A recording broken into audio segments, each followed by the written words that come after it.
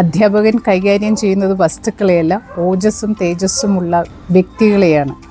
ഒരുവൻ നടക്കേണ്ടുന്ന വഴി അഭ്യസിപ്പിക്കുന്നവനാണ് ആചാര്യൻ. പതിവ് രീതിയിൽ നിന്ന് വേറിട്ട വഴികളിലൂടെ അധ്യാപകൻ സഞ്ചരിക്കേണ്ടതുണ്ട്. ഹായ് എവരിവൺ, വെൽക്കം ടു കാൻഡൻ ടോക്സ്.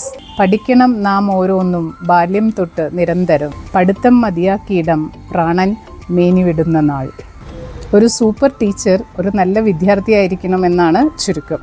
എല്ലാ ദിവസവും പുതിയ പുതിയ ആശയങ്ങൾ കണ്ടെത്തുകയും നവീന ആവിഷ്കാര രീതിയിൽ പഠിപ്പിക്കാനും സാധിക്കണം. കുട്ടികൾക്ക് അധ്യാപകർ ഹോംവർക്ക് കൊടുക്കാറുണ്ട്. അതുപോലെ തന്നെ ഗൃഹപാഠം അധ്യാപകരും ചെയ്യേണ്ടതാണ്. പിറ്റേ ദിവസം എടുക്കാൻ പോകുന്ന ചാപ്റ്റേഴ്സിനെ കുറിച്ച് വളരെ ഗഹനമായി പഠിക്കുകയും അത് പ്ലാൻ ചെയ്യുകയും എത്ര അട്രാക്റ്റീവായിട്ട് അത് പ്രസൻറ്റ് ചെയ്യാൻ പറ്റും എന്നുള്ളതിനെ കുറിച്ചുള്ള ഒരു വളരെ ഡീപ്പായിട്ടുള്ള ഒരു പ്ലാനിങ് അധ്യാപകർക്ക് ഉണ്ടാവേണ്ടതാണ്. എന്നാൽ മാത്രമാണ് ആ കുട്ടികൾക്ക് അതുകൊണ്ട് ഉപകാരപ്പെടുകയുള്ളൂ. പഠിപ്പിക്കുന്ന ശൈലി അട്രാക്റ്റീവ് ആകുമ്പോഴാണ് ഒരു അധ്യാപകൻ വിജയിക്കുന്നത്.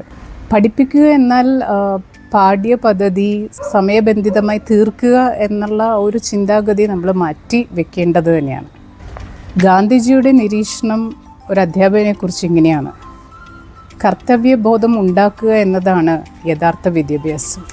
കർത്തവ്യബോധം എന്നാൽ വെറുതെ ലെസൺസ് പഠിപ്പിക്കുക എന്നതിനപ്പുറം ആ കുട്ടിയുടെ പേഴ്സണാലിറ്റി ഡെവലപ്പ് ചെയ്യുക, അവരുടെ കുറവുകൾ നികത്തിയെടുക്കുക എന്നെല്ലാം അതിൻ്റെ എല്ലാം റെസ്പോൺസിബിലിറ്റി ഒരു അധ്യാപകൻ ഏറ്റെടുക്കേണ്ടതുണ്ട്.